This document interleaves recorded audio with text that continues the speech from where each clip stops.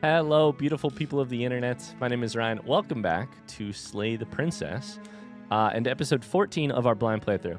Listen, here's the deal. We're nearing the end of our second playthrough of this game. I've got notes galore of the routes that I've taken through the game, and we're getting a handle on how to sort of, I don't even know how to say it, how to uncover some of the more...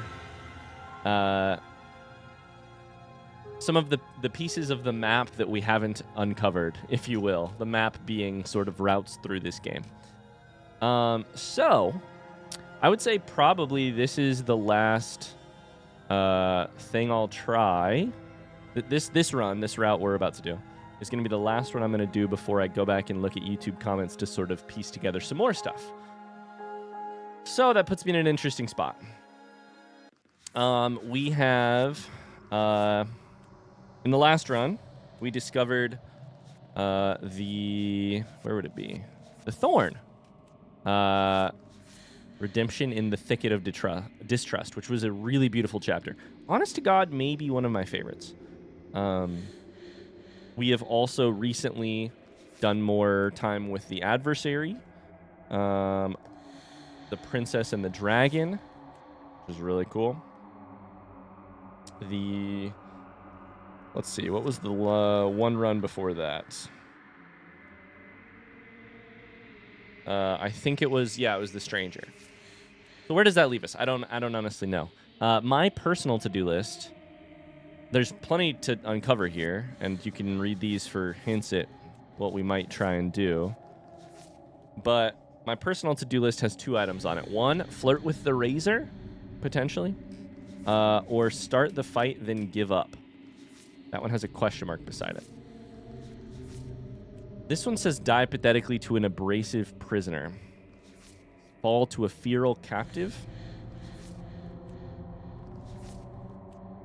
And free an abrasive prisoner. I'm just going to go with my gut here. I don't really know what to do. You're on a path in the woods. And at the end of that path is a cabin.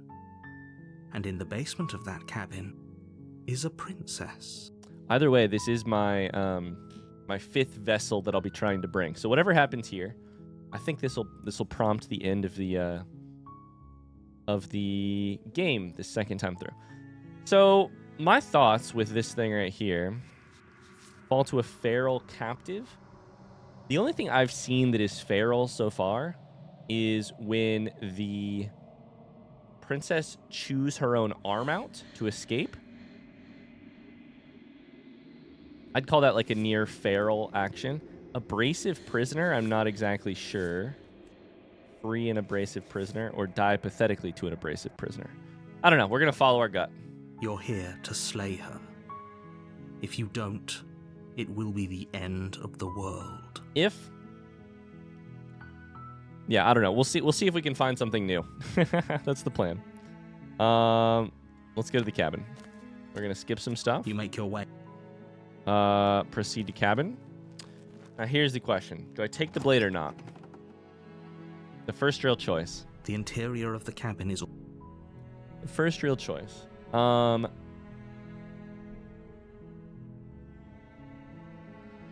of these is die, fall, or free. What if we just don't take the blade? Enter the basement. I really, at this point, don't know... The door to the basement creaks open, revealing a staircase faintly illuminated by an unseen light in the room below. We're going to skip this. This is tough because it's like... We've reached the point where it's kind of tough to play the game and just blind still. I probably really need to just read YouTube comments, but I think I'm 1 run away from finishing this run, so for now, I'm going to muddle my way through and see if I can't manage to get something new. We'll use our wits and see if I can't manage to get something new. Hi. Don't be a stranger. It's been so long since I've had any visitors. Please, come downstairs. I'm going to take a look at my notes as I go here. You walk down the stairs and lock eyes with the princess. There's a heavy chain around her wrist, binding her to the far wall of the basement. She's beautiful. How could someone like this be a threat to anyone? I am begging you to stay focused. There's a lot riding on you here. No blade is what gets me the witch. Hi.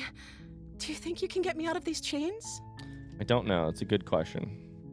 The things that I have done that have happened when I did not take the knife. The damsel / happily ever after. And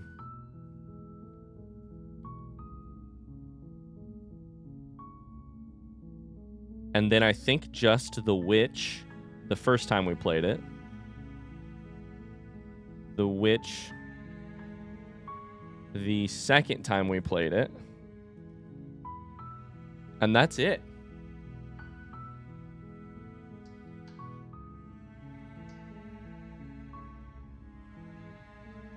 So that's interesting. Is there something here? Is there a way? Let's use the process of elimination here, right? So what I'm doing is I'm just looking at the damsel / happily ever after was I leave the knife, I save the princess with the knife, narrative controls me, I warn her / resist, I bleed out. Okay. That's when the smitten appears. Now that's a thought. We could try the smitten again. Because we did a very specific run on that stuff. Without the knife, to get the witch, what I do is I take no knife, we talk a little bit, we examine chains, try to go upstairs to get the knife, then slay her and finish the job. So, I think maybe our goal here is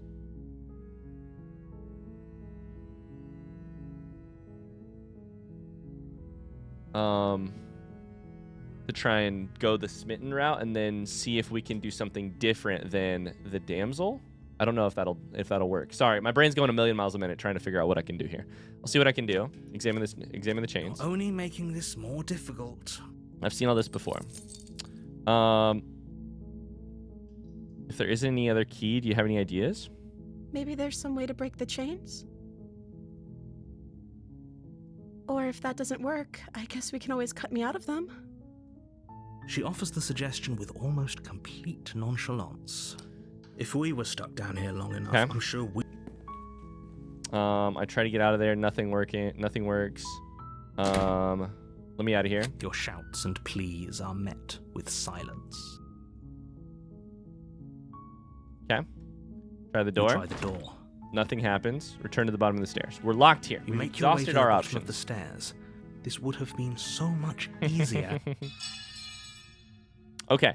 So, what she's just done. Sorry, I'm skipping because we've seen all of this a number of times.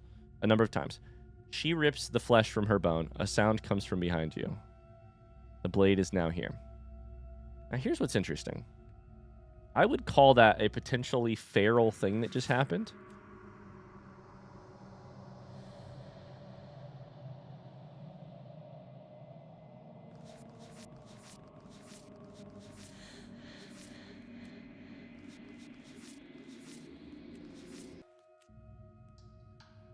So, is this how this works?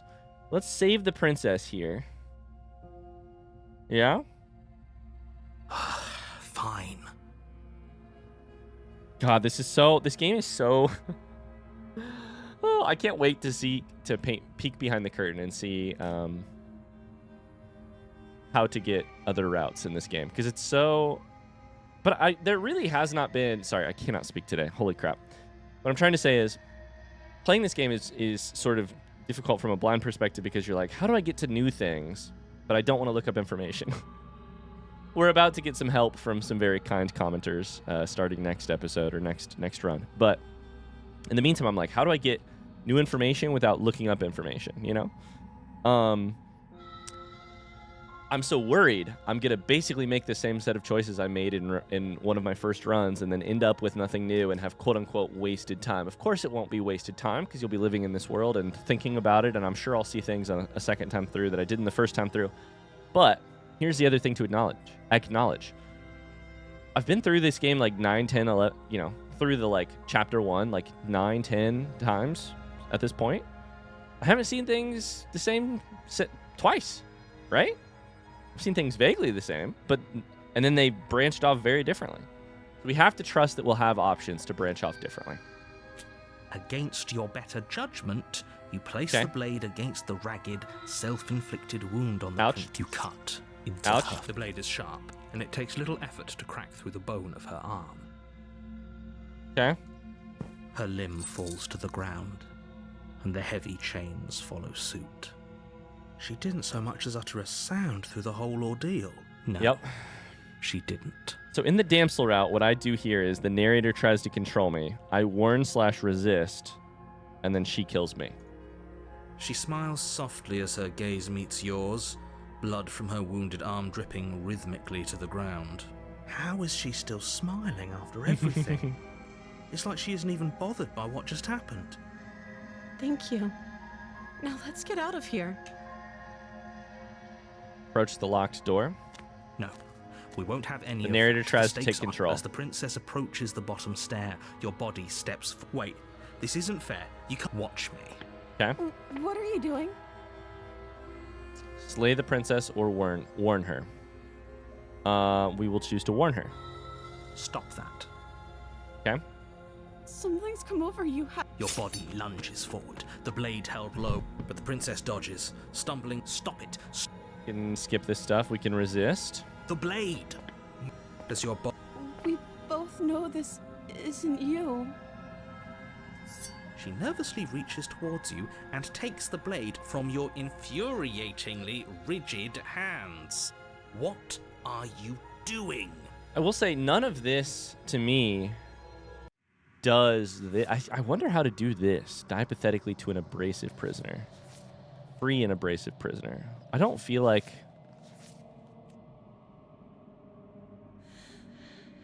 Abrasive is probably the key there.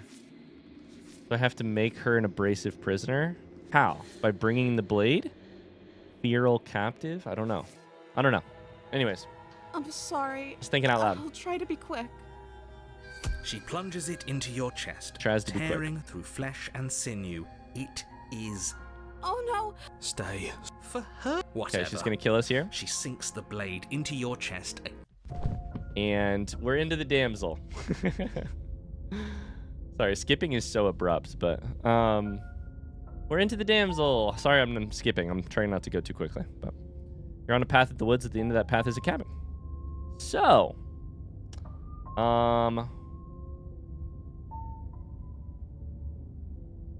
what we have done before, the one time we've been on this route before, I wrote down, work with Smitten.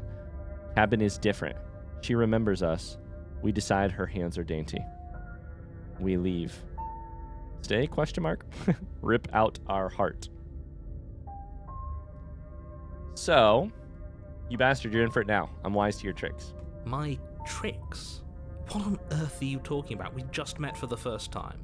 So all we have to do to play this differently and see what happens is not decide her hands are dainty. That seems like our inflection point. Let's do something different there. If he doesn't remember what happened, then maybe it's best to keep it that way. Yes, he didn't approve of us last time, did he? If we're going to save our beloved, we'll have to be sneaky about it. Our beloved. Our beloved? Yes, you'll have to be very sneaky about your intentions if you're going to try and save the princess. Ah, so all of the cards are on the table. Then you should know that we and the princess are in love, and the four of us will be foiling any and all assassination attempts you've got in the works. This is really funny because I'm getting to see... I just realized this is the first real run that I did. My first actual run of this game, I went off the path and I reset the loop. But in my first real run, I did the damsel. So this has been a while since we've heard this voice and gone through some of this dialogue. We'll see about that. Whatever you do, just be sure to ignore him specifically. Sounds like he's the sort who'd sacrifice the whole world for a peck on the cheek. What can I say? A world without love is a world that isn't worth saving. Let's go to the cabin. A warning. Before you go any further, she will lie. We've heard this. She will. We already told you we're not playing along with your little game. It's your lies that can't be trusted. Her beauty is the only thing in the world we can believe in. I think we've already been over this. I'm pretty sure he just likes the sound of his own voice. I do, but I also speak from the heart. My passions are too great to be stifled. They must be expressed. Sure, yeah, your passions are strong and all, but not everyone needs to hear them. Some things are better kept quiet. Don't pay their bickering any mind. Focus on the task ahead. Proceed to the cabin.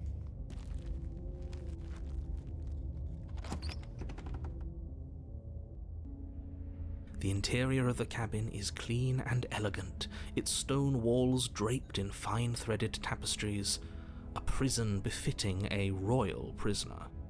The only furniture of note is an ornate wooden table with a pristine blade perched on its edge. This will be interesting because I don't think I'm going to remember any of the dialogue options with the princess. I remember choosing for her arms to be dainty because that was when I was sort of piecing together, oh my god, I make the world by what I decide or by what I want or see in the princess. But I don't remember much else of our conversation. And it sounds like if we're not going to decide that her hand is dainty, we're probably going to have to decide to kill her in some way. So that'll be interesting. The blade is your implement. You'll need it if you want to do this right. Approach the mirror. You walk up to the wall next to the basement door. What are you talking about? Wipe the mirror clean. You reach forward and rub your... But there was a mirror a second. And now it's gone. Pity. We could have a feather out of place, and now we'll never know. We can't gallantly sweep her off her feet if we have a feather out of place. So I'm gonna be clicking options to see what the smitten would say more than anything, and that is such a smitten line. We can't gallantly sweep her off her feet if we have a feather out of place. Oh, so you're telling me that your chivalry is performative in some way, right? It isn't chivalry for chivalry's sake. It isn't chivalry for the princess's sake. It's chivalry with a specific gallant twist. You would say maybe that your love, one could say that your love is sort of self-serving in that way because the appearance of being loving is what then matters. We could go around and around on this one. Let's take the blade. Did I take the blade last time? I don't even know.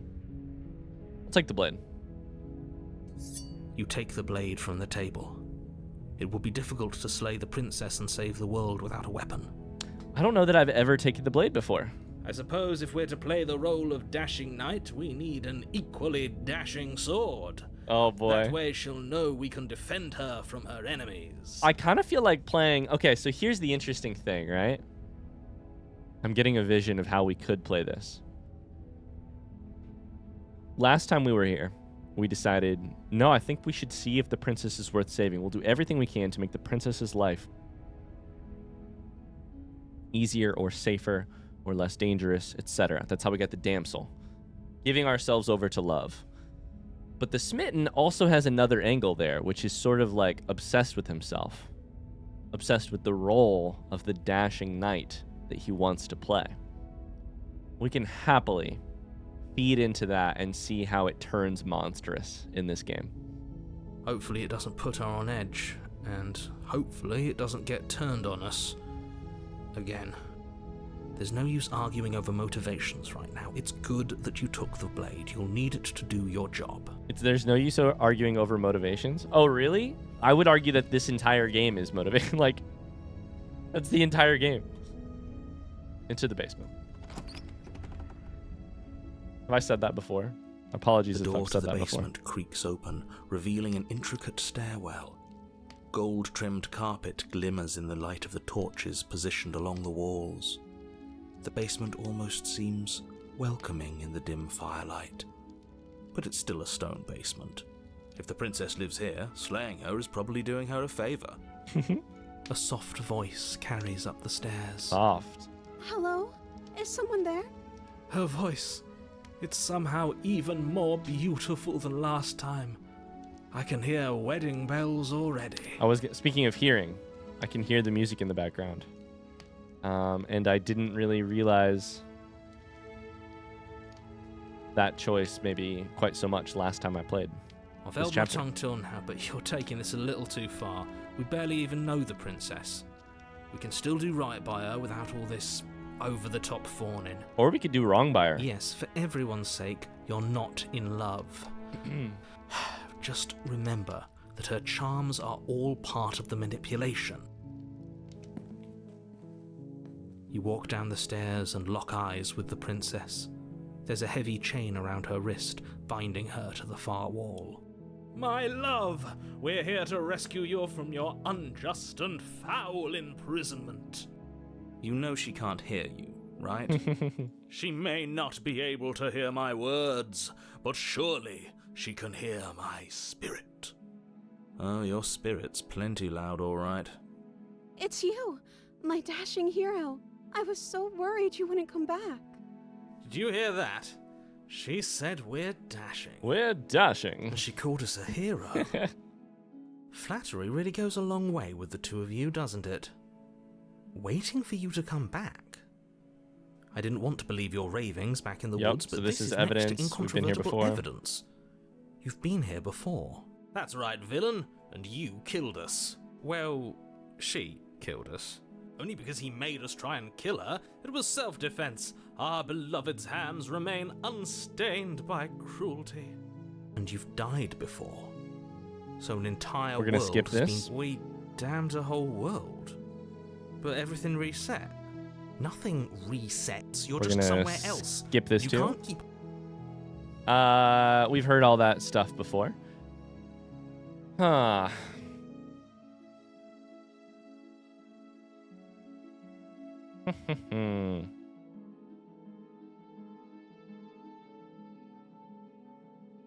Let's ask some dialogue options here. You killed me last time and it hurt a lot. Why did you do that? I'm sorry. Didn't you want me to? Did we? We warned her of the cruel forces seizing our body. That's practically telling her to kill us. She is our beloved, and she made the choice to free us of our misery, to show us mercy and make the best decision for everyone. Oh, the smitten is laying it on thick. She made the best decision for her. Don't be so quick to assign kindness. You're just opening yourself up to manipulation. What happened after I died? You died, and now we're talking. But before we started talking, did the world end? Did you end the world? I don't know. Was I supposed to have ended the world? Would that have made you happy? Yeah, this is that whole like, the princess is a cup that we fill up with ourselves when we pour ourselves into her kind of situation. That like shallow love thing we talked about back 10 episodes ago. Isn't that just like our darling princess? She wants to make us happy. My heart melts further with every word that passes through her beautiful lips. Are you listening to her? That's a confession.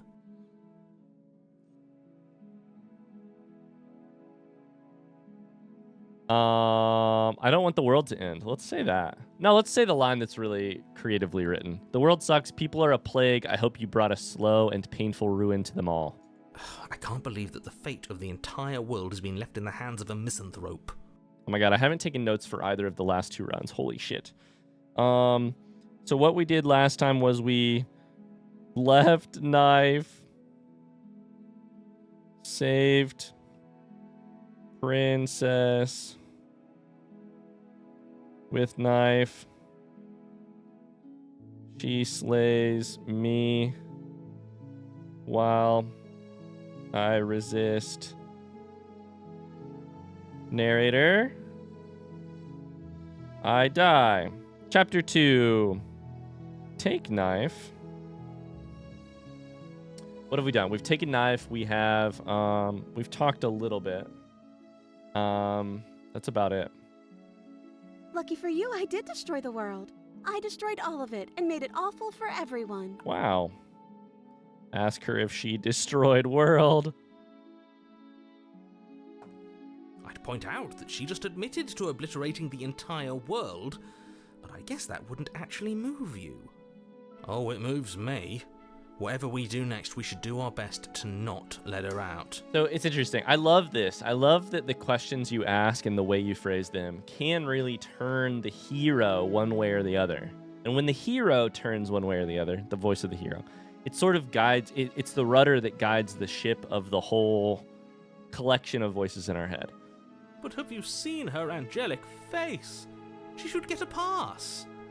She just wanted to make us happy. It's brilliant, because the beautiful thing about human relationships and the way that we form, take a shot, narratives is that, like, reading this, I think it's very, very natural to say, reading this with the setup where she says, I do anything to make you happy. Of course I obliterated a world. It's very easy to be like, oh my God, this is a monster. This is a monster. And the Smitten's love is foolish and easy to be discounted. But last time we were here, I think we actually asked that question differently, and we asked some different questions. And, you know, maybe we still got a little bit of that glimpse of, like, the Smitten. We definitely got that glimpse of, like, the Smitten's a dumbass. But we didn't get such a clear picture of the princess being a monster, quote unquote. By destroying the world? Apparently, yes.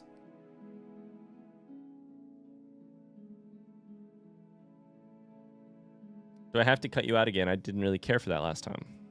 I'm okay with whatever you come up with. You can cut my arm off again. We won't be laying a finger on her perfect wrists, and indeed, we won't even have to. Uh-oh. You see how dainty her hands are? We'll be able to slip her right out with no harm done. Uh-oh. Should I have saved there? What? No, she's a prisoner here. You can't just slip her hand through the chains. I think I actually have to make the choice to try that. Why are you two arguing over the logistics of slipping her hand out of her shackles? She just said she'd be okay with any idea we came up with. Am I the only one here who thinks that's weird? She didn't care last time. Why should she care this time? That's our stoic, smiling angel. Smiling angel. No, you're right. It's extremely bizarre behavior and further evidence that she's a monster who's not to be trusted. So go ahead and slay her. Okay. We are gonna choose slay here. I'm gonna save. I don't think it particularly matters, but I am gonna save. Let's pick slay and see what happens. We slay the damsel. There's a reason I didn't pick this the first time, but I also think it's interesting enough to certainly try. Blade in hand, you run the princess down. Oh my God. Wait, no! You barbarian, what do you think you're doing? Oh my God, this image is so sad. But you ignore the pleas of the foolish little voice and press on. The princess's eyes grow wide with terror as you approach, but she does absolutely nothing to stop you. Oh boy. Your blade pierces boy. her heart, and she collapses pathetically to the ground. I'm sorry. Did I do something wrong? Oh, like a kicked puppy. No, my love, you did nothing wrong. I'm sorry, not you. I'm going to die now. I think that's what you want. Oh, I do really admire the writing of this. It's walking the thin line between something that is, I think... Oh, how do I talk this through? This is complex. Okay, so here's what I think is really interesting about the writing in this specific moment. Having played the game once, having seen what the damsel becomes with this sort of mirror-esque, I can't actually want anything for myself, but whatever it is that you want, that's what I want, because I want to make you happy. We know that that is its own form of monstrosity, frankly. And by that I mean it's not like monster, scary, bared teeth, sharp claws lurking around the corner in the dark to kill you.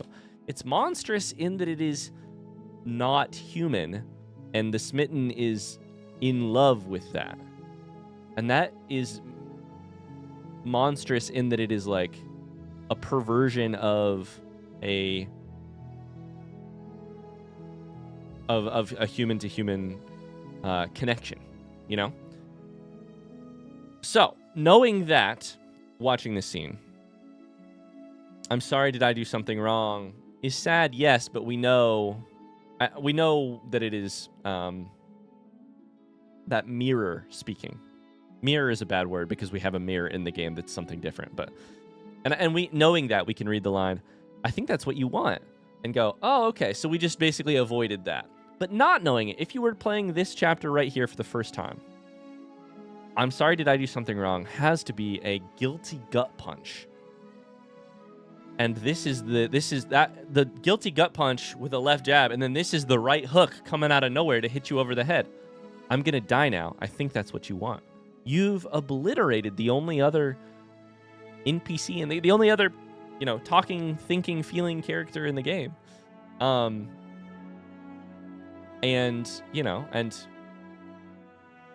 made the world what you wanted it to be. And the princess has nothing to do but die in the face of that. It's walking this really thin line, which I really admire, between doing something monstrous and killing something monstrous. It's really well written. And just like that, she's dead. And the world is saved. Thank you for seeing this through. I know it must have been difficult. Punctuated by the narrator's, "Cheery, you saved the world. You did it. Yeehaw. Thank you." That just punctuates the entire point. I feel sick. Yeah, it's good. It's good. I feel less sick than you do because I know what the alternative is, but... Sick? You took part in the murder of the fairest creature that's ever lived, and you merely feel sick. I, for one, am absolutely distraught, grief-stricken, inconsolable. Can't wait to see where this goes. Is it going to go somewhere? Chapter 3? You'll get over it. You just saved everyone. The punchiness of the narrator. You'll get over it. Get over it? You smarmy ass. There's nothing in the world worth getting over it for. We might as well just end it all. Was that the sound of a blade being drawn? You raise the blade, aiming the point directly towards your heart. Oh my god. Excuse me? No, you absolutely do not do that.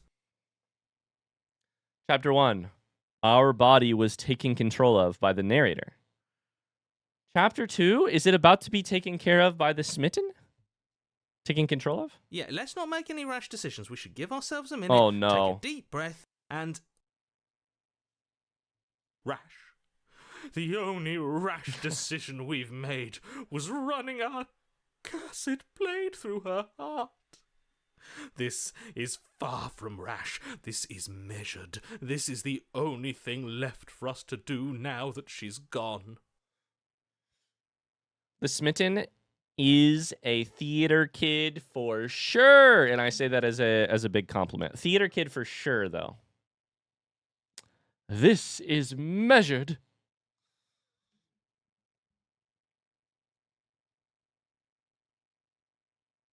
Now here's the question: what happens if we decide if we watch what happens here?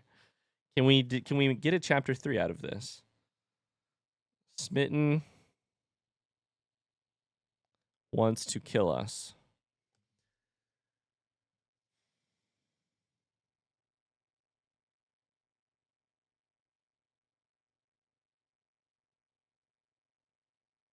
I don't know that it matters a lot. Because I'm guessing if we have a chapter 3, that's more about the princess than it is about us. But I'm going to choose if that's what you want to do. Let's see what happens. Let's see what happens. What? No, let's not do that. You won't use your fancy reverse psychotherapeutics on me, murderer. We're dying together right now. All of you may have previously thought that my passions were too great to stifle, but those were merely passions of joy. My passions of sorrow run deeper than the ocean itself, and you'll find that they are far more unstifleable. Haven't you? Haven't you all? Oh my god, incredible. Incredible writing, incredible voice acting on the Smitten. I'm so happy I've seen just this alone. I don't believe this. What? What don't you believe? You plunge the blade into your own heart and collapse to the floor. You can't be serious. Why are you helping him? I'm not. He just made it happen. I'm sorry. We made it happen because we decided to let the Smitten drive the vehicle. That's right. You're all sorry. Everything goes dark, and you die. Now, is this going to be a chapter 3? It is the Gray. You're on a path in the woods. You horrid monster. Do you think just because we've returned to the woods you've earned my forgiveness? Our beloved had best be alive and well when we return to the cabin, or you'll never know the end of my wrath. So bad news. I think we probably are not going to... I think looking at this, the odds of us getting a... whatever in this game counts as a good ending, probably not so good. We'll see, but probably say sayonara to those good ending vibes. She won't be alive and well when we return to that cabin. The cold is here. Because she's dead. Interesting. We killed her. We killed her. You killed her, and so I killed you. Is that, did you, I mean, you killed us. Is the voice of the hero gonna be here? And you clearly didn't do a good enough job. I'm still here. I love that the Smitten says, I killed you specifically. The Smitten. Sorry, the Cold. The Cold wasn't here inside of my body when I did that. But does that tell us something about what it means about how voices are created? Does that mean that I was the voice of the Cold? I made a cold decision, and that led to the creation, the like embodiment of the voice of the Cold, the coalescing of all of my cold actions and feelings into this voice. Oh, and I'm still here too. Okay, good. If you lot get to be blessed with seemingly eternal life, that must mean she's still there, waiting for us to throw ourselves at her feet in remorse. I knew we'd get to something new. Oh, let's go. I doubt it. I think I'm better at killing than you are. So you've been here before. Of course you've been here before. Oh boy. What count is it this time? 2? It's our third. What gave it away? Your open discussions. I couldn't care less what he knows. Every second we stand around arguing in the woods is a second that Okay. I'm anxiously worrying about her. Take us to the cabin and take us there now. With each passing moment, our relationship may be damaged even further, though I fear the rift between us may already be permanent. That's going to be an interesting question. I would say, Smitten, your priority right now should be working on yourself. I don't think you need to be in a relationship right now. I think you need to be working on yourself. And if it is permanent, then what? You'll kill us again? Oh, you just wait and see.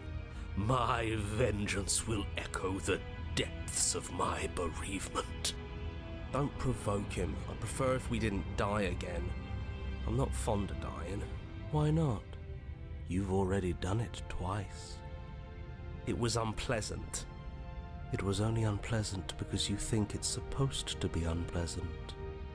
I'll make you feel what I feel if it's the last thing I do. And mark my words, you won't like it when it happens. Okay, let's hold that thought in our mind as we march forward in this arc and route and see what that means. I'll make you feel what I feel if it's the last thing I do. Oh, how exciting. I'd love to see you try. Can I? Well, I'm not just going to try. I'm going to actually do it. The narrator can't get a word in edgewise. That's so funny. I'm looking forward to it. The Smitten and the Cold are a hilarious pairing because in a way the Smitten is a flame with love, with despair, with rage, with the desire for vengeance, and the cold is so, I mean, cold. Good. I am too. Maybe you two should bang. Can I talk now? Yes, I can. Great. Now that you're listening, let me remind you that if you're here in the woods, it means that the princess is not dead, and that her very existence currently poses a direct threat to the entire world. I like this background music. I don't know what it is exactly, but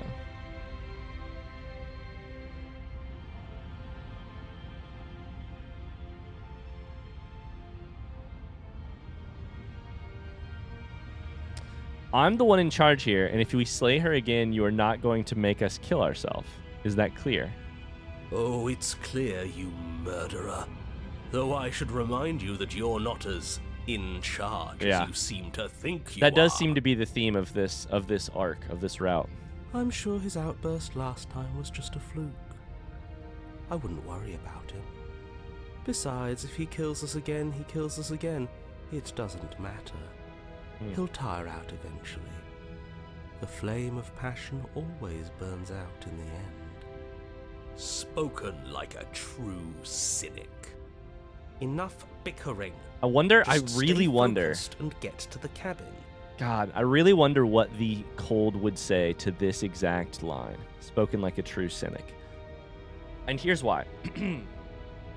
I don't particularly feel that that cynicism is the cold's defining or worst quality either. I think it's something different. But I do think it's the exact kind of pushing buttons that I would be really interested to see how the cold. I think you're tempted to call the cold a cynic, and I think the cold probably has a very strong response to that feeling, or to that accusation. But I don't know. We'll see. We'll see what happens. Just to guess. And we need to move on. The narrator's like, literally, you guys have been talking way too much.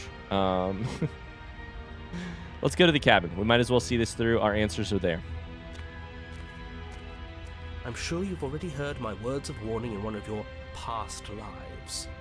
You've already managed to slay her once, just don't muck it up this time, alright? Okay. Oh, we'll muck it up alright. We'll get our happy ending, even if it damns each and every person who's ever lived. I will say this is a very unsafe place to be right now, inside of the character's brain. The narrator has taken control of me before and made me hesitate. The smitten has, with my permission, taken control of us once before as well. I feel like I am less in control of my own actions than probably ever before, and we've got a new visitor up there, and it's one of my least favorites. It's the cold. So, this is very interesting from a storytelling perspective and very scary from a character perspective. Whatever you do, don't let him influence a single decision. He's And what's more clearly important, lost it. What's more important is we still don't know what the princess is going to be like. This was called what again? Chapter's called The Grey. I hate that I'm agreeing with him on anything, but I really don't like being at the whims of someone so unstable. It's stressful. That's really funny. It's really funny that in this situation, the narrator and the hero take a look at the cold and the smitten and go, I mean, the smitten's unstable. And that's the problem. Yes, having all those feelings isn't very productive, is it? But we're just passengers here. Why stress over something you can't control? Here's what I dislike about the cold. The cold, to me, represents one of the most truly insidious, dangerous stances on emotional, on being an emotional being. I think the cold presents some very sort of tempting, very authoritative, and yet still so cold and distant and removed some very cool, for lack of a better word, sorry for the pun, emotional sort of distance and sort of an emotional like point of view. And I don't know if it's just me personally. I don't know if it's just my personal like. I don't know if it's frankly, to be real honest with you, I don't know if it's my personal like, you know, the last 12, 13 years of like struggles with depression and that specific part of my brain and my relationship to my brain and my brain's history. But I just get this like, insidious is probably the best word for what I feel the cold kind of represents, is this like dangerous lurking emotional offer. The offer is sort of like, remove yourself. Don't feel so much. It'll all be okay in the end. Why even bother? And that really, like a good villain, it unsettles me. It unsettles me a lot.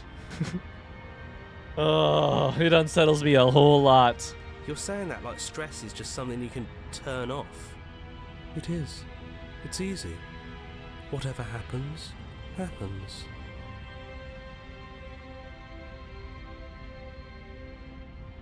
Are you even alive? What's the point of doing anything if you're not going to feel a single I'm so happy we found this emotion? chapter. I'm so happy we found this chapter. I'm going to get emotional about this because this is what a game like this can't. We haven't even met the fucking princess, and I don't care. This chapter is amazing. This is what, when you make your game about this, what I mean by that is when you make it about the internal narratives and the way that they control us and are controlled by us, when you make your game about the like different parts of you that have loud voices that are screaming at you about what you could or should do with your lives, little parts of you that are trying so hard to be heard, even though they aren't driving the bus. It allows you to do a thing like this. In this chapter, you can put the smitten up against the cold and just have them do dialogue battle. And it's great. It's emotionally great. It's so emotionally intelligent. I mean, the thing I was saying about the cold, the very next line the cold delivers, it's easy. Whatever happens, happens. Isn't that one of the scariest things you can do in this world, is just sort of unplug, disconnect, dissociate? It's no big deal. Whatever happens, happens. Why care? Why feel so invested? I don't know. I just exist. And that's fine with me. This is horribly unproductive. The cabin and your extremely important destiny await. Proceed. The interior of the cabin feels dry and brittle. Ancient dust-covered wooden beams hold up a crumbling ceiling like mummified ribs, each elegantly carved detail of the stately building preserved in an extended stasis.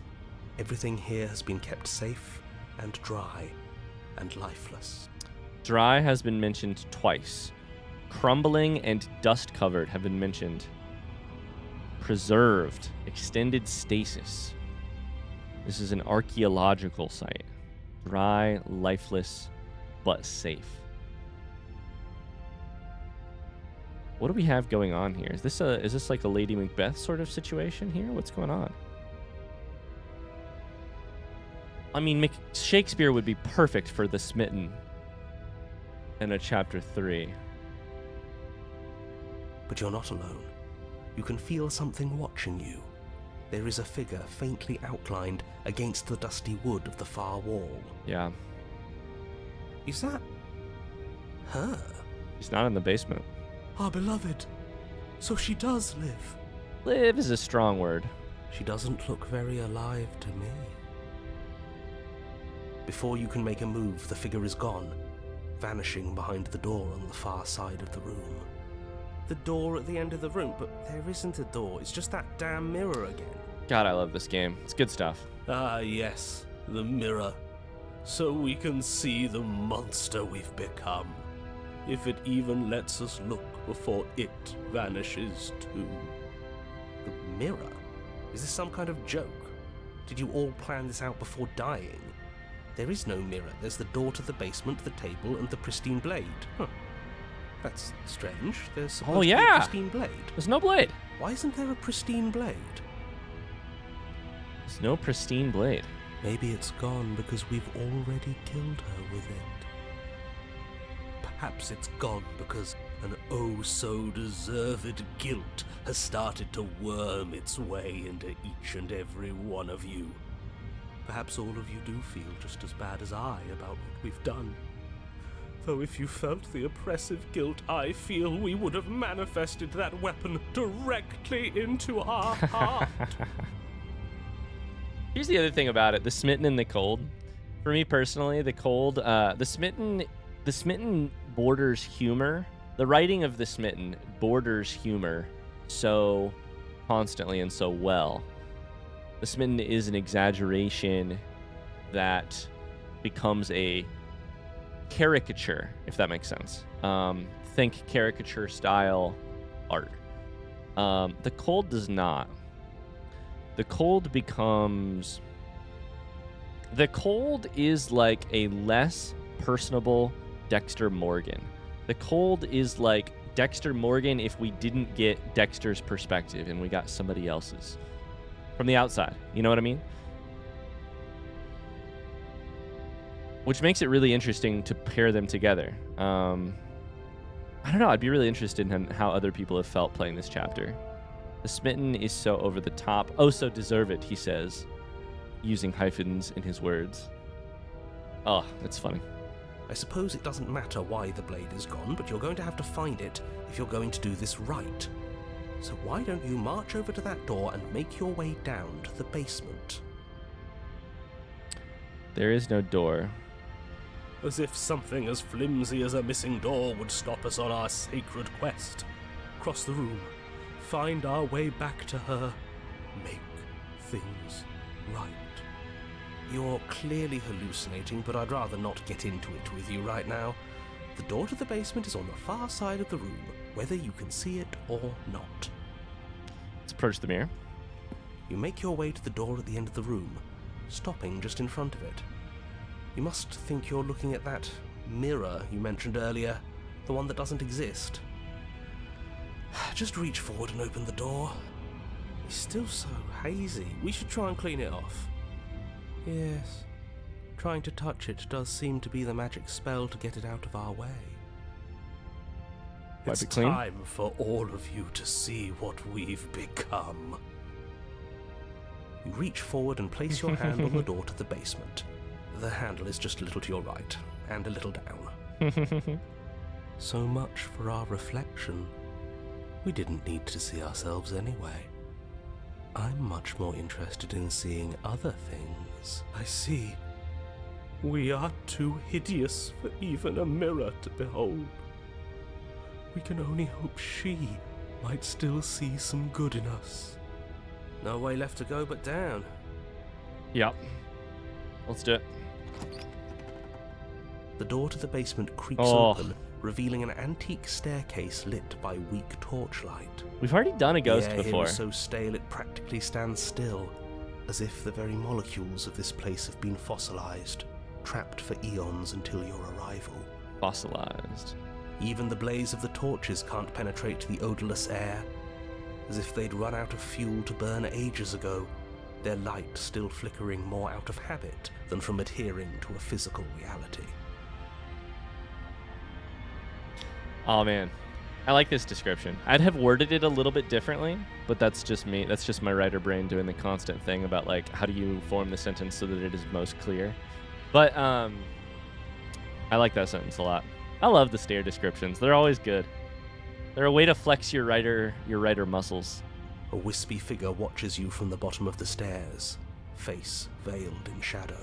You can see the blade, the ghost blade in her chest. There she is again. My love. She's just an old memory. Your eyes lock for a brief moment, then she vanishes around the corner. doesn't speak to me, which she has done in the past.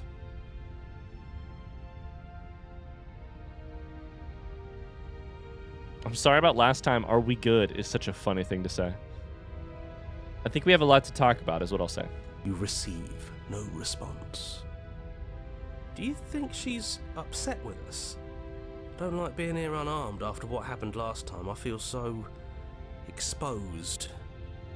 Of course she's livid, and with good reason. You aren't helping. Are you scared of a little ghost? What's she going to do? Look at us until we feel bad?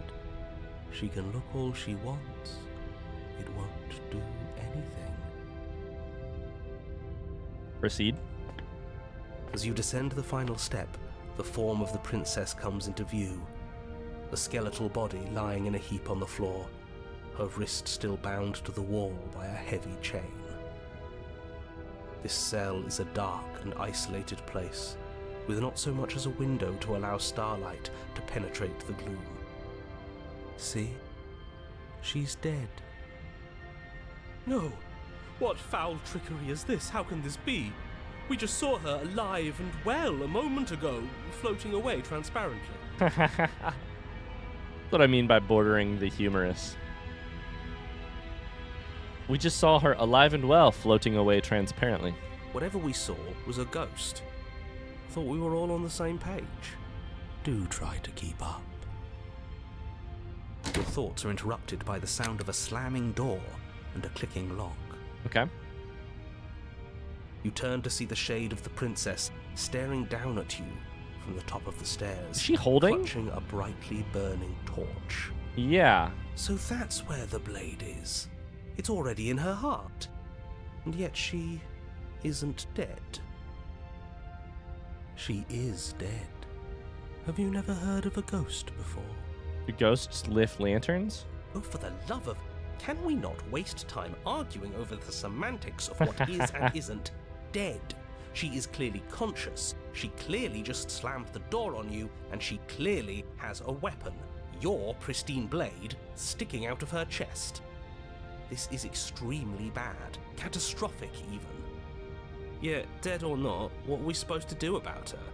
Slaying, or destroying, if we want to be a little more death-neutral, seems off the table. Is she dead? Is she not? The gray. The gray. We make amends. She obviously still holds us in her heart. She's bearing a torch for us and everything. But she hasn't said anything. Are you sure she can talk like this? You came back. You I can. missed you. There you go. That angelic voice, I missed you too, my beloved. You sure snapped back to your old self quick. Yes, seeing her dazzling countenance again has reignited the warmth in my heart. I have found it in me to forgive the sins this body has committed. We can have our perfect romance after all. The smitten is so hopeful. This is a bad place. We're Foolish. supposed to be together, But hopeful. but it keeps making us hurt each other. We're supposed to be together, huh? The torch falls from the princess's hand and bounces down the stairs. It'll be so much better when it's gone. Did the music just have a dark shift? I think it did. The skeletal wood of the basement, perfectly dry after Oh boy, uncountable the mentions years of dry. desiccation, immediately catches fire. This is dope. She's trying to kill us. Yeah, this is cool.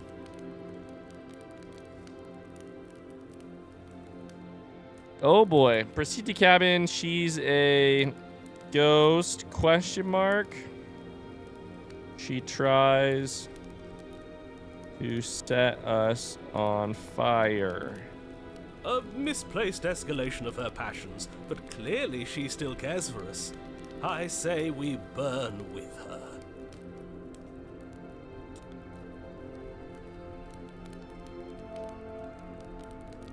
Interesting. Why did you close the door? because I wanted to be with you. I don't want you to leave. Okay. See? Everything's fine. She wants to be with us. We don't know exactly what it is. I'm glad we asked that because it's been tough to sort of ask to figure out what exactly this princess wants. She says, we're supposed to be together. This world keeps making us hurt each other. It'll be much better when it's gone. Or this place, maybe this cabin. What is your fucked up vision of how that works? Yeah, in a bad way. She just has a unique way of expressing things. Yeah. The fire grows quickly. Oh, my bad. I misclicked. The fire grows quickly, devouring the basement, dancing up the walls, and painting every surface with strokes of flame. You are choked by smoke, and the air around you grows uncomfortably warm. We've never burned to death before. I wonder how it's going to feel. Bad! I bet it'll feel really, really bad. Bad! Yes, it will be terrible, so you'd better come up with something to do and fast. Your personal safety is far from the only thing she's threatening right now. I think a bit of fiery passion is good for the world. You're just trying to spoil her fun. I'm not spoiling anything. I'm trying to prevent oblivion.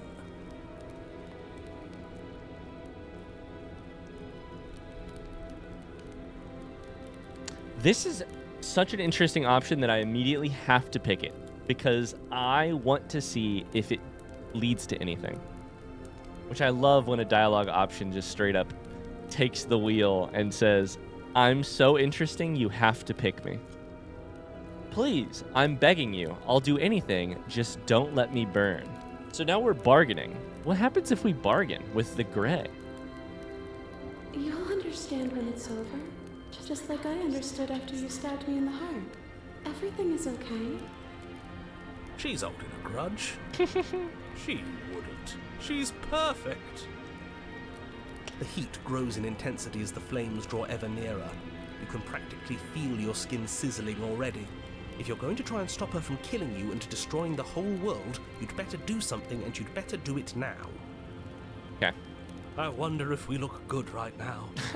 Fire makes a lot of things look good. I can only imagine how dazzling our eyes are in the dancing flames. Do you think she's noticed? Oh, the smitten.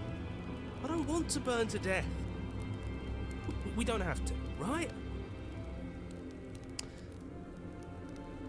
I think that's as clear a option from the... I think that is as clear a stakes as the narrator is ever going to say to us. Hey, do something now. Questioning is just not going to work here. I think we should probably rush to the door. We should rush up the stairs either way. It's the only way to do anything. But I don't know about the blade or the door. I'm going to say rush to the... door.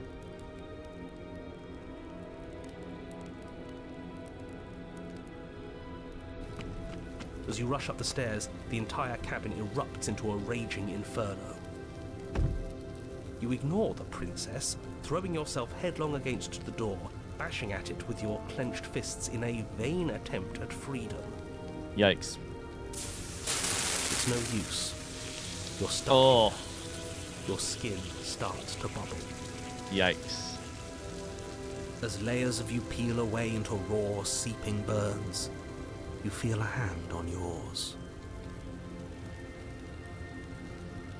You turn to see the princess, face bright and smile wide with manic affection. She clutches you close to her chest, watching with loving eyes as the flames eat you away, bit by bit.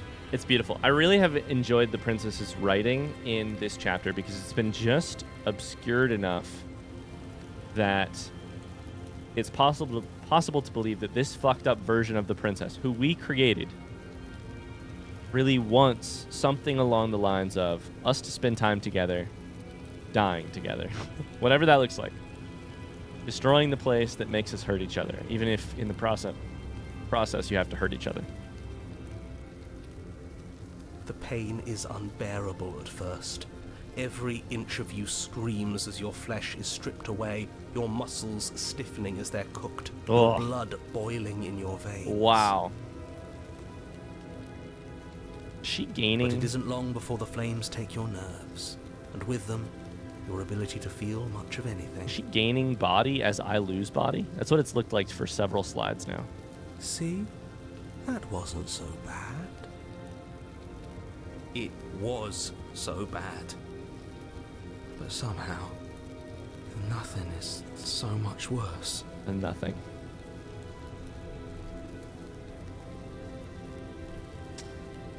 Could be me. Could just be me.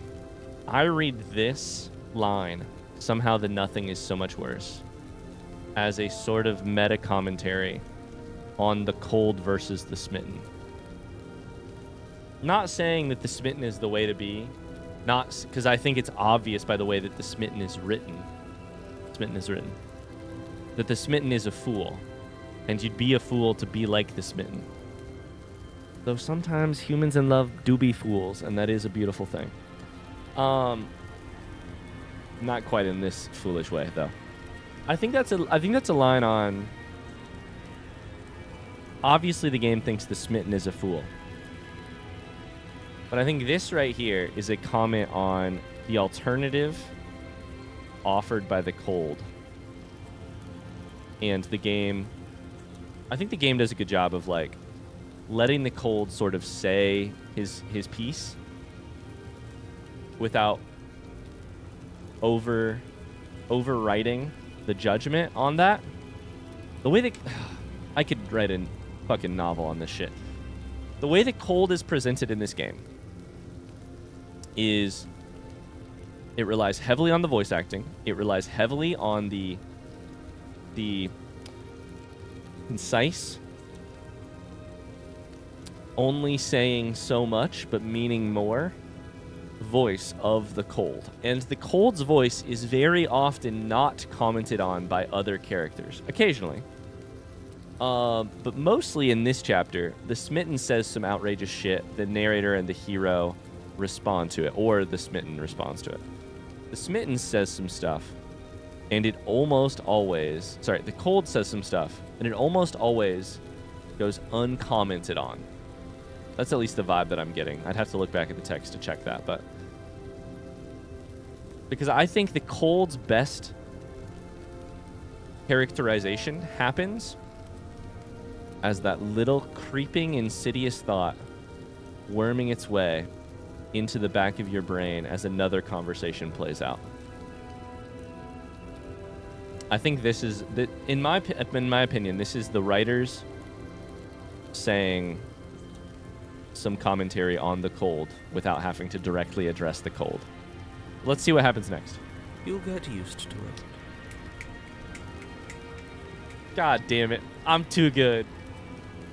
Oh, that confirms it. 100% that confirms it. The nothing is so much worse. The cold responds, you'll get used to it. Oh, that is a beautiful line. Delivered perfectly. God, it's good. There are still the feelings of the heart. Those never go away. Oh, they always do in the end.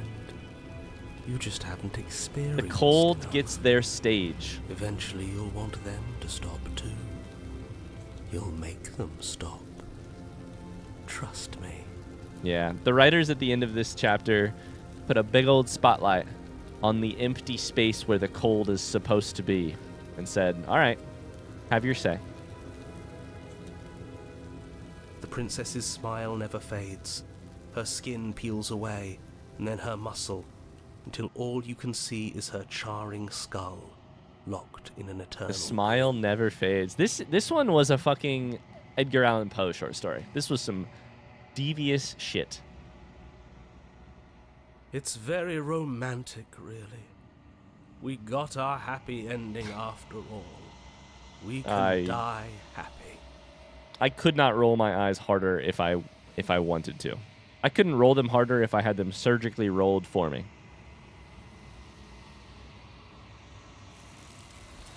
What a beautiful vessel, by the way. The charred skull Oh, in the ghostly clothing. Beautiful art. Despite your best efforts, you do not die. It's time for you to leave. Memory returns. She's gone. Where did she go? Should we try and find her? And Whoa. there's that mirror again. Why is it here? Why now? What a chapter. What a chapter. I'm so happy we got to do that. Because it fills out a couple voices that I didn't see the full picture of at all. The Smitten in the Cold. I think that is a brilliantly written chapter. And as always, I'm curious about, and we should take a look at it right now. As always, I'm curious about, the gray is right here. Feelings buried like knives in hearts. I'm curious about what we didn't see.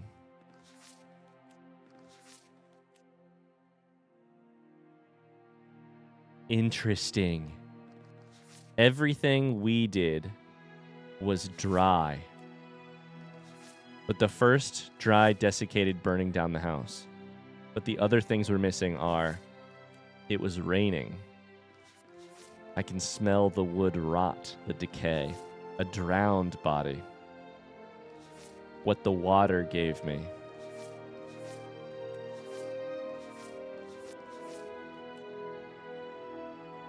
Wow. That's super interesting. A version of that isn't dry but drowned.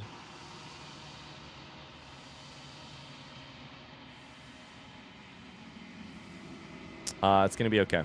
But it feels so bad. Like looking into it right now is going to be the end of everything. Yes, I fear that we won't like what we'll see. What if we just sit here and preen for a while? That can't hurt, right? You don't need to comfort them. Preen for a while.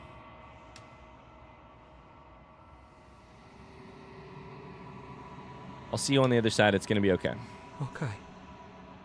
If you say so. We'll trust you. She'll be there waiting for us. I just know it. The Smitten is like religious in their love. Whatever makes you happy. Approach the mirror.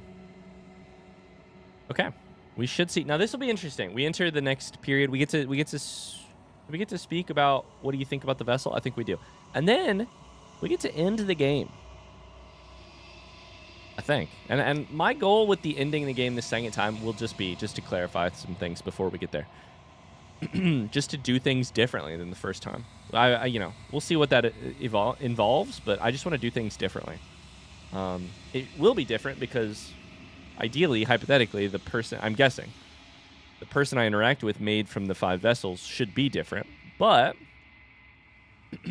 I want to make different decisions and see what the possibilities in this game are.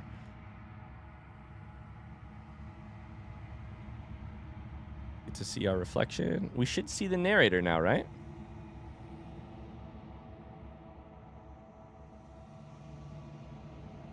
Yep. Are you me? I think you know what I am. Okay.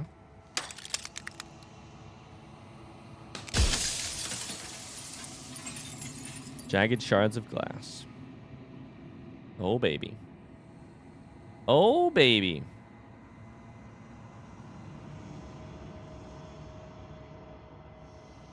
Now, I don't remember what I have and have not asked.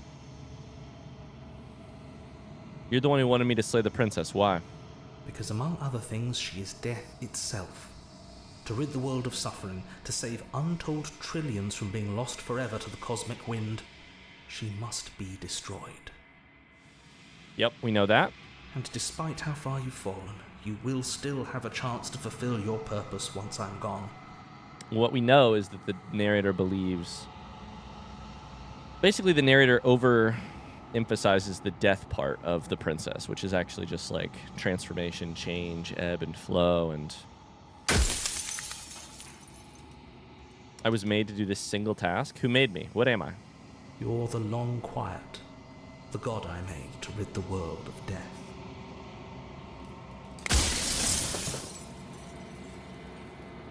What are you? Something like me?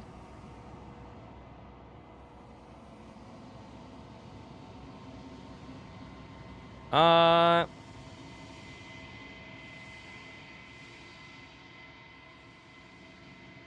you a god or were you a god?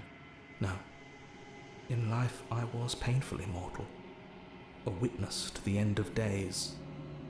I held the fear of death in my heart and saw oblivion threaten the very memory of everything I knew and everyone I loved. I needed to do something. So I made you, and I made her, and I made this place to hold you both. You were just a scared little guy facing the oblivion that we all face. That'll bring you down to earth a little bit.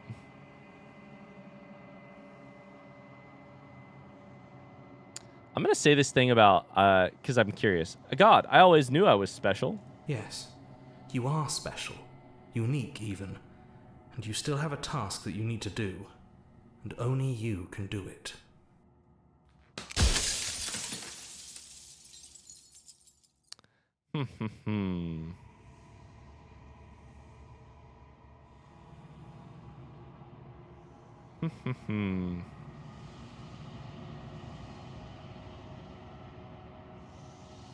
What did you make us out of? The cycle of life and death, the endless pattern of creation and destruction. I tore it in two and shaped the fraying threads into you and her. I still don't have... I have a pretty clear picture on what the princess is. I don't have a particularly clear picture on what I am. That's why I'm asking these questions. Why would you want to rid the world of death? If you need to ask that question, there's nothing I can say to move you. You haven't died. You cannot die. So you cannot grasp the abject horror of dying. But here's the thing. I don't know that you have either. I get it. I get, on a like real level, I get the fear of this enormous unknown. I don't care how much you, you know, we come at these things from our own cultural, religious, personal angles about the question of death and like what it could mean, what it might do, there's that, right? There's like the question mark, the big old cloudy question mark that we can't actually answer or figure out for ourselves. And then there's all of the structures we built, the scaffolding we build around it, that we have to build around it, sort of make our peace with it before we make our peace with it. You know what I mean? For some people, that's a religious conviction about, you know, about what might happen to us after we die and what happens to our loved ones after we die, after they die, and how we might see them again, might not, etc. It's a belief in reincarnation. It's a belief in, you know, it being the end. But I don't think any of that scaffolding particularly does much. Or at least, and this is one humble YouTuber's opinion, meaning it's worth less than what I'm holding in my hand, which is absolutely fucking nothing. But I don't think any of that scaffolding really does much to the cloud of uncertainty around that question mark. It helps us get through our day-to-day. I'm very happy to have my own personal feelings about what death means and like what death might entail and what happens to us after we die. I'm happy to have that personal belief and let it sort of guide me. That's the scaffolding. What it doesn't do is change anything for when that question mark comes. All of this is to say, the narrator, in my opinion, in my understanding, what the narrator is doing is, with death looming over his shoulder, and the fear of losing these things he cared so much about, the oblivion of everything he's loved and everything he's cared for and everything he's worked for and everything he's experienced, with that fear looming, he creates this. But then he says to me, you haven't died. You cannot die. You cannot grasp the abject horror of dying. And I feel a little bit like I could be like, hey, here's the mirror. Neither can you. You acted out of fear. I don't know.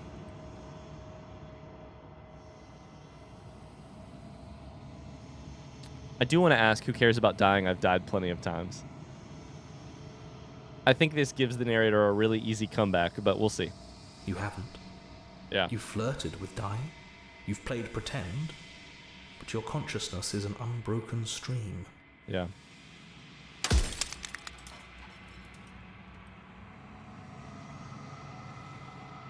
Oh, this is good. We're getting to some interesting conversation here that we didn't get to before. How do you know everybody else doesn't also experience death the way I do?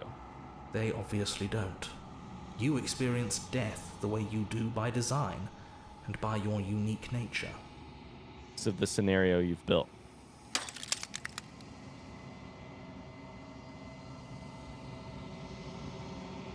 I think you're wrong.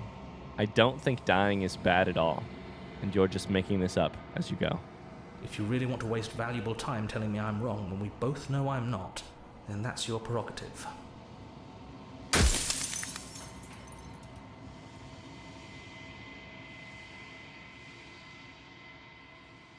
Are you a part of me or something else?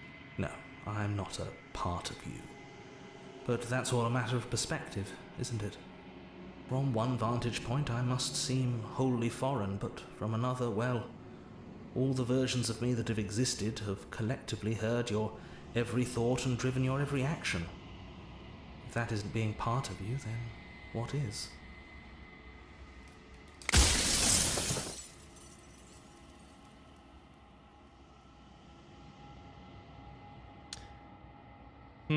I kind of want to pick lie. Rest easy, I'm going to destroy her. And I don't know what that will actually mean for me, but I'm going to pick it. Because I want to try lying in this scenario. I just want to see. Rest easy, I'm going to destroy her. It's a lie. Are you lying? I can't tell. But I've said my piece, and my time is up. Oh. I'm just an echo, and every echo fades away. You know what you have to do. All right, that was interesting. We got a lot of new dialogue there. The final fragment of glass shatters. You see yourself with newfound clarity. The narrator was right. You're the long quiet, a vast and nascent god. It is finally time for you to wake up. All of this is you. Proceed to the cabin one last time. When you arrive at the heart of things, there is no final vessel for you to bear witness to. There is nothing for you to find. I forgot, you don't get to question the last vessel because it becomes the whole thing.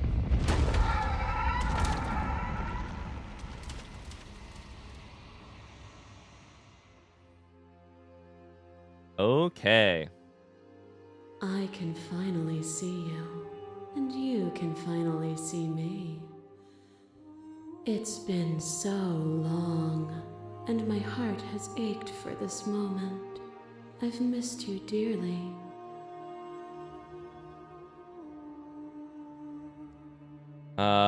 Interesting. I'm the long quiet, but I don't really know what that means. Now we get to do some new dialogue options, I think.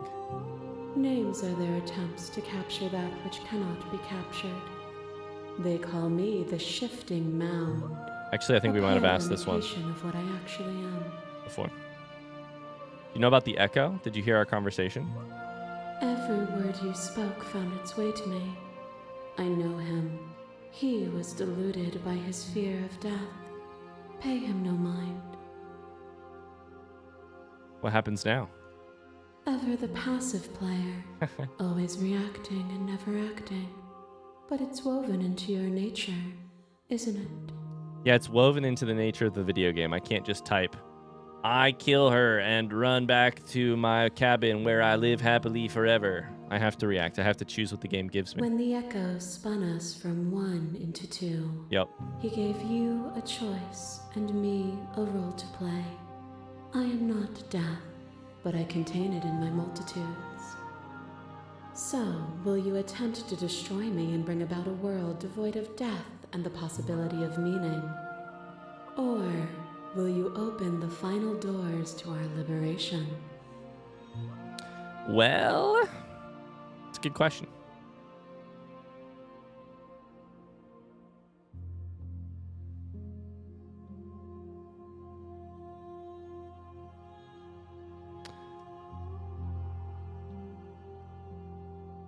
I don't necessarily want to just pick Slay the Princess because I want to ask questions.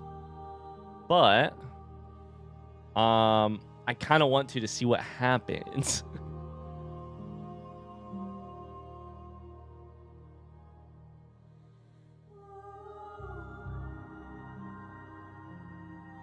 I have asked some of this stuff before. I've asked if you were always going to become this, what was the point of me doing anything? Because she answers and says, you know, like, the only reason we're here specifically is because of the decisions you did make. So, I think I asked the thing about let's talk this through because I think she said something about, I think she basically made fun of me for having to always ask more questions.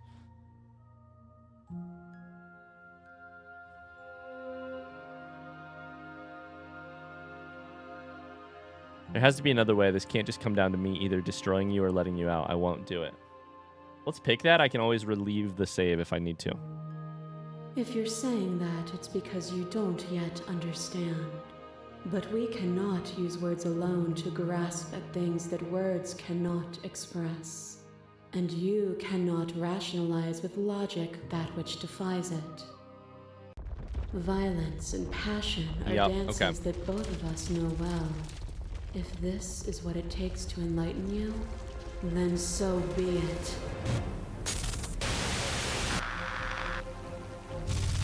I kill you. Okay, so here's what we're gonna do. Here's what we're gonna do. I'm gonna do a terrible thing. I'm gonna reload the save. I want to click Save the Princess, or Slay the Princess and see what happens. And I forgot that I think I did the exact same thing last time, where that dialogue option takes you to battle. Let's click. I told you what was going to happen when we reach this point. Slay the Princess. I think it might do the exact same thing. It might take us into the same sort of thing. And if it doesn't, then I'll reload. I know, and I've been waiting for you to see it through. Violence has always been our language, hasn't it? If this is what it takes to save you, then so be it. The choice that is not really a choice. I kill you, you kill me. Back and forth we go. Faster and faster and faster. Okay. This is the gray. You kill me. Hollow eyes watch from the dry corners of a memory. A home built on all the futures that were supposed to be. Preserved until the moment of reunion. The fire of the heart sets it all ablaze. I kill you and me. An ending is a passion that can only be expressed with a moment in time. It is a seed for a new beginning. To linger on an ending is to rob it of its life. I could listen to this voice talk to me all day long. And without me, all that's left to do is linger. By the Cranberries? Or...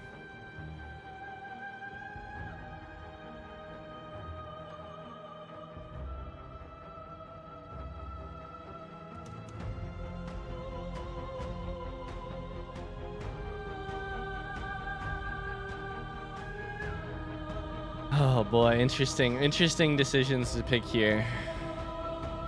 Let's say I killed you with, let's pick the glowing option up top and see what that does. I killed you without a second thought. When you returned to set us both ablaze, I remained while you burned away. You speak of me as if I am a ghost, but I am right in front of you. Yeah. A thought is a vine. The thorn. And some thoughts nurture thorns that bleed the soul. And endless growth that blots your vision and strangles your trust. When I succumbed to myself, you patiently stood by me and cut the thistles that rooted in my skin. Your compassion is what freed us both, but compassion is a thing that must be nurtured, and you cannot nurture that which cannot change. Cannot nurture that which cannot change. Oh, I don't have the like glowing red option here. I wonder if that's because this is a less violent option. I don't know.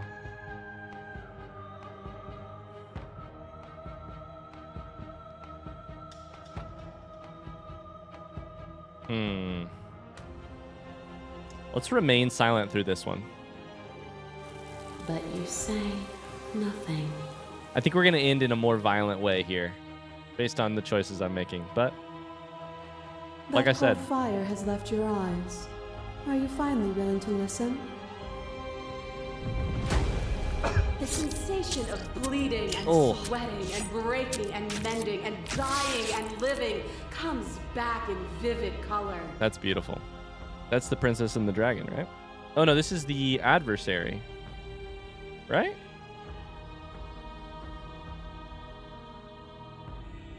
This is the Princess and the Dragon. You feel the shame of 100 deaths and the pride of 100 conquests. Adversary. All of the peaks and valleys weaving themselves into a single tapestry, free of beginning and free of end. I totally misunderstood that situation.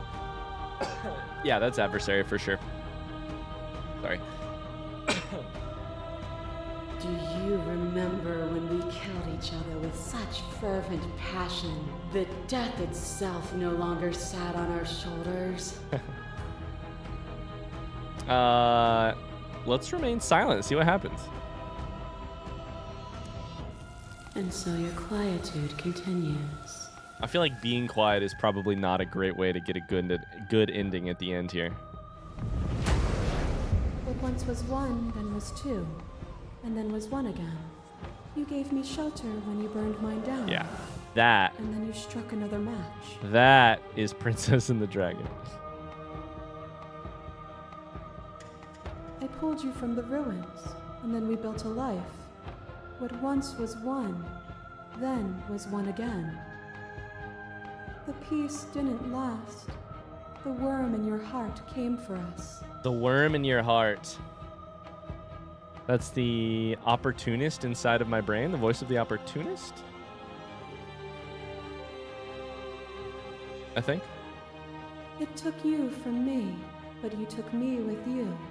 And together we both left. What once was one, then was two, and also one again.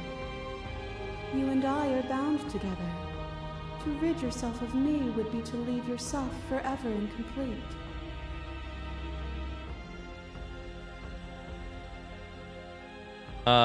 Let's remain silent. Is your unbroken silence a lack of an answer? Or has your understanding begun to move beyond words? As the clash between you abates, you begin to shake, your will rapidly dissolving. Nothing is immutable. Everything that is exists only in relation to everything it isn't. Okay. There is no constant. There is no center. You cannot remove something without removing the relations which define it. To destroy what you perceive as evil is to damn everything you perceive as good. Open your eyes and accept what we are. We can leave this prison together.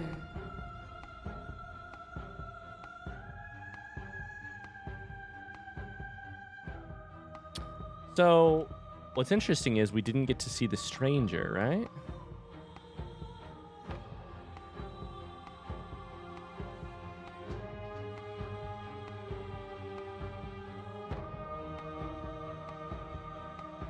Now, what do I choose here? Let's save. I kind of want to choose I can't let everything die and then try and slay the princess. You are cruelty itself. I cannot let you exist.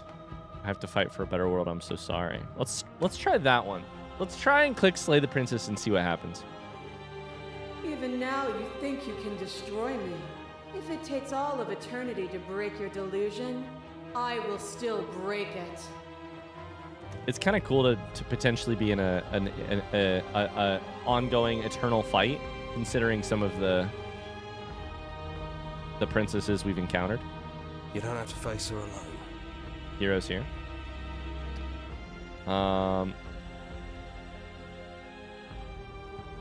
Where's everyone else? They're still where you left them, stuck in the folds of this place. Part of me is with them, just like part of me is with you right now. There's still a piece of me nestled close to where it all began. I can take you there. I can take you to her heart. It's time to resume our dance. We did that last time. Oh, is this how it happened last time too? You take a break after 4 vessels, then you do the 5th one? She's relentless, isn't she? Let's make this quick. Are you ready?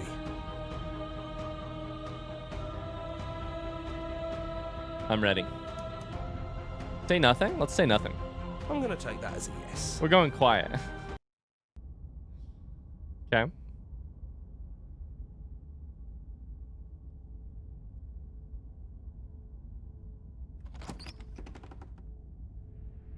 And here we are. I'd say we were back where it all started, but I guess it's a little after that, isn't I it? just got a Steam achievement. Strange beginnings beget strange endings. The Stranger. Do you need me to describe things? That'd be nice. A little comfort in Contrarian. an almost unfamiliar place. Oh, you made it here too? We never really got to talk to her, did we? This one, I mean. Incredible. Is it just the 3 of us? It's just us. I think the rest of them are still out there, jumbled up in the rest of her. And I've been here since you left me here. No hard feelings. I'm just glad you're back to see this through. Let's take the blade. That's probably for the best.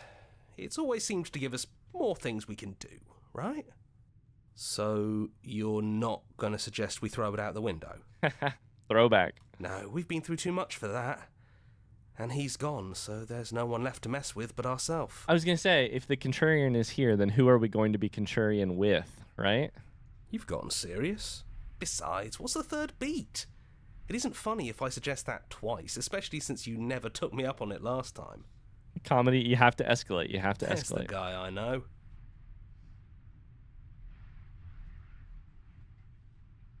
Do I throw the blade out the window? That would be really funny. Let's enter the basement.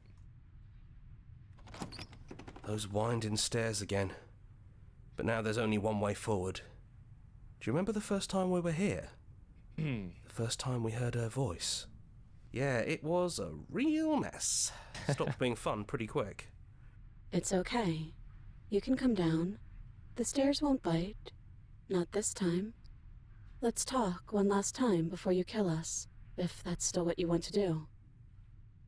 She doesn't sound messy anymore, though. At least somebody here feels put together.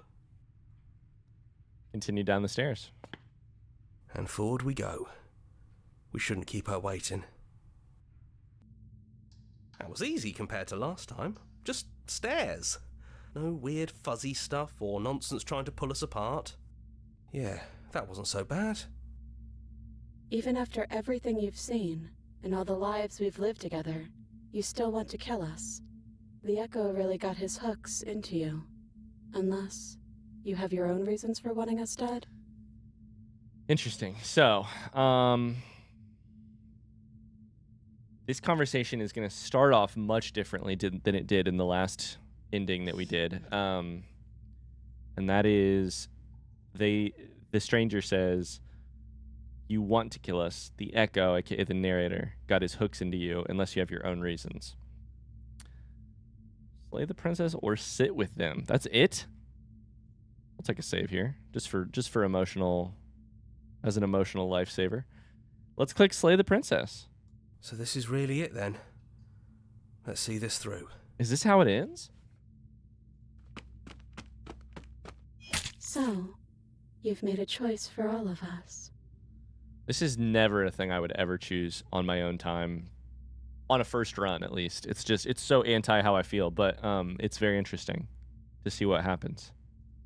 Even through everything, through all the worlds we've seen and experienced, through all the lives we've known and lost, we could never imagine a world without you and us. It doesn't feel possible. Yeah, I mean, like I said, I feel like this will be a very bad ending. Despite it all, we've always loved you. We hope you don't regret what comes next. It's a really lovely thing to say. It's kind of sad. I mean, it's kind of fucked up too, but we hope you don't regret what comes next. You blink, and the princess is gone. All you have left of her is a small, melancholic weight that sits at the borders of your heart.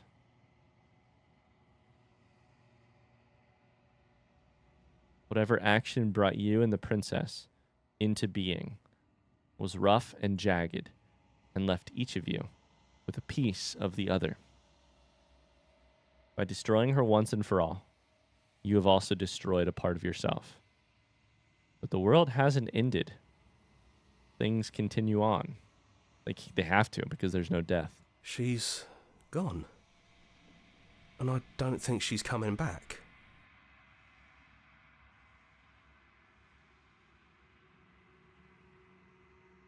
No, she's not. A small part of her is with us. Is that a metaphor, or are you being literal? It doesn't matter. We don't need to linger down here anymore. Let's get going.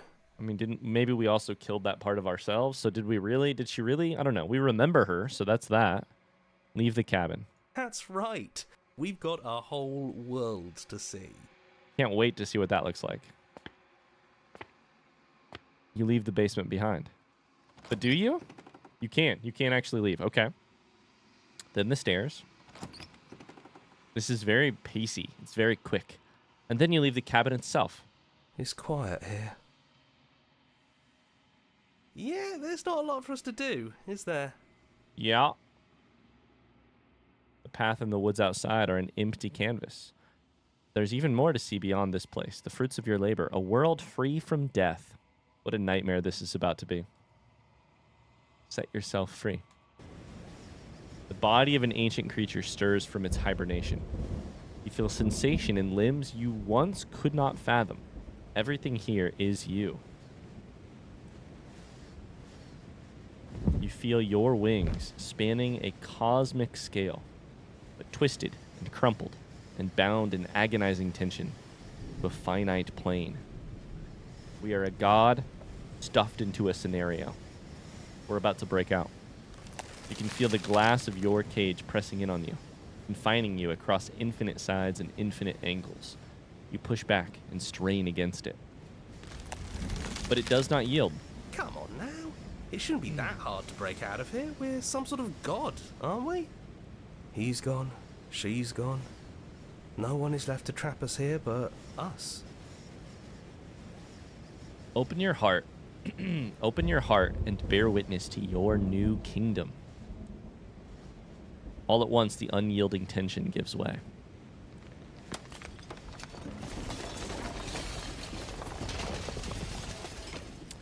And then the shattering. You are free, and before you lies the endless expanse of absolute reality.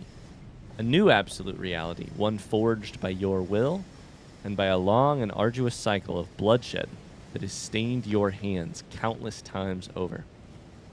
Yeah, I don't think this is a good ending. But there will be no more bloodshed in this new world.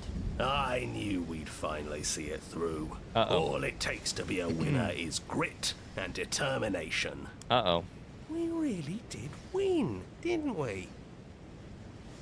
Oh, no. We're the house now. We get to make the rules. That wasn't very hard at all. This is my personal version of hell. Stuck here with the stubborn, the cheated, and the cold. Speak for yourself. Well, boys, how does it feel? We're not just on top of the pecking order. And the opportunist. We are the pecking order now. I hope this was all worth it, because I'm personally inconsolable. Time mends a lot of things. You'll get better. Hear, hear, to our vanquished foe. Welcome back, everyone. It's great to see you all again. Now we just have to figure out what to do with ourselves. Forever. No problem. We could do that, yeah? Yeah. We can do that. Oh, no. A new and unending dawn. Oh, we just got a Steam achievement for probably the worst ending in the game. Oh man, I can't wait to find out how many different endings there are. That's one of the questions I can't wait to ask when we're sort of done here. So, our ending, now that we've slain the princess after all that we did, is to be stuck with our voices in a world without change, without death, in a new and unending dawn. Truly a nightmare. Truly a nightmare. Thanks for watching, you guys. I really hope you enjoyed. We got a interesting, a very interesting ending, and we've made it through the game twice, just on our own terms, which I'm proud of. And I think this marks probably sort of a new, the end of something here, right? We're not done playing the game just yet, but that might actually might be our final ending to the game. I'm not sure how I'm gonna move forward from here. I think it's very possible what I do is I just sort of record snippets and pieces as I go back to find the different routes that you guys mention in YouTube comments, rather than doing like a second playthrough again with like a full ending to it and all that jazz. What I might just do is sort of seek out some chapters and some princesses that I haven't seen yet, that kind of thing. I don't know how long that'll go on for. I don't know if I'll do another 2 episodes, 5 episodes, 10 episodes of this game. I'll play it until I feel like I'm ready to be done. For now, I'm not ready to be done. I've got stuff I still want to see. But we'll see we'll see as that happens. In the meantime, I feel very happy with 2 playthroughs. Yeah, I feel very happy with 2 playthroughs for myself personally. I can't wait to see what else we discover. Thanks to your YouTube comments. Thank you so much for watching. I really hope you enjoyed this episode. What a great game. I'm going to be sad when it's over, when I'm done playing it. But like I said, I look forward to that transition period where I get to leave this behind, the playing it blind for the first time. And I get to be the scrolling Reddit for descriptions or arguments about the cold versus the smitten, or looking up videos of how the other endings go. I can't wait to become a fan of the game. Currently, I'm a player of the game. I can't wait to be a fan. Like many of you. Thanks so much for watching. I appreciate you. And this episode goes out to one of our more recent Patreon supporters, Ginger Probs. Ginger Probs, thanks so much for the support on Patreon. Above and beyond support. It helps me do this as my job, and I greatly appreciate that. Thank you very much. I'll see you guys in another video. Until then, have a great rest of your day. Bye-bye.